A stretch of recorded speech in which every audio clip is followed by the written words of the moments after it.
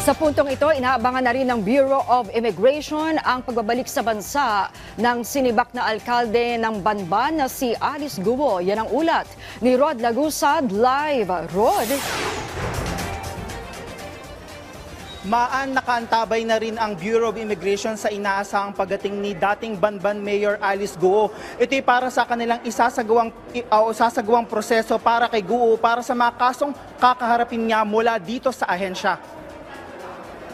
Ayon kay BI spokesperson Dana Sandoval, saan man dalhin si dating Banban Mayor Alice Guo ay nakahanda ang ahensya para isagawa ang booking procedure sa dating alkalde. Sa bahagi ng BI ay may mission order na silang inilabas o mula kay BI Commissioner Tansinko kay Guo.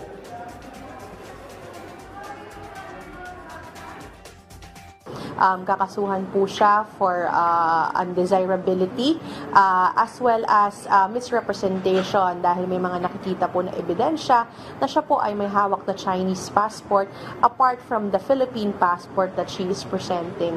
After that po, ang NBI naman po ang mag-implement ng kanilang procedures sa kanya.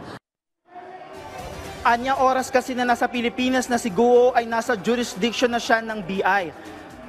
Anya ang mission order ay para arestuhin si Guo dahil sa paglabag nito sa Philippine Immigration Act. Ayon kay Sandoval, hindi man dalhin agad dito o hindi dadalhin dito sa BI ay dadaan pa rin sa proseso si Guo ng ahensya. Kasama din sa posibilidad na kung saan man dalhin si Guo ay paliwanag pa ni Sandoval, sabay na aandar naman ang deportation case ni Guo at kasabay ng iba pa niyang kaso sa iba-ibang korte dito.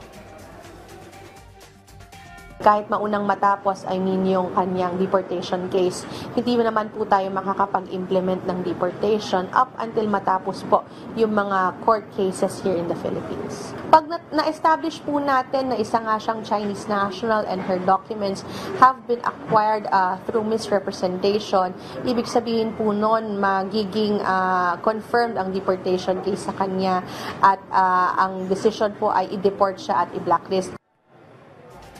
At kung mahatulan man ng korte si Guo ng pagkakakulong ay kinakailangan niyo munang iserve ang kanyang sentensya bago siya tuluyang ma-deport.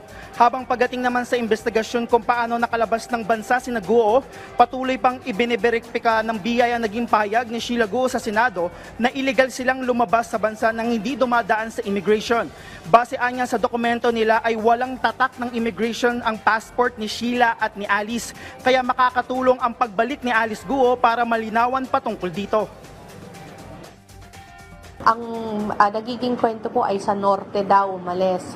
But this is still for verification on our end po. Ongoing din po yung susumiti natin ng mga reports sa ating sa Department of Justice as well as sa opisina po ng Executive Secretary to update doon sa mga nakukuha natin na information doon sa illegal na pag-alis po ni Alice Guo at ng kanyang mga kapatid. Kaugnay niya, naniniwala ang Bureau of Immigration na maraming tumulong kinala Alice para makalabas ng Pilipinas dahil sinasabi nga ni spokesperson Dana Sandoval ay napaka-komplikado o hindi naging madali ang kanilang pag-alis para magkaroon ng ganong arrangement at makalabas ng tuluyan sa Pilipinas. Maraming salamat sa iyo, Rod Lagusad.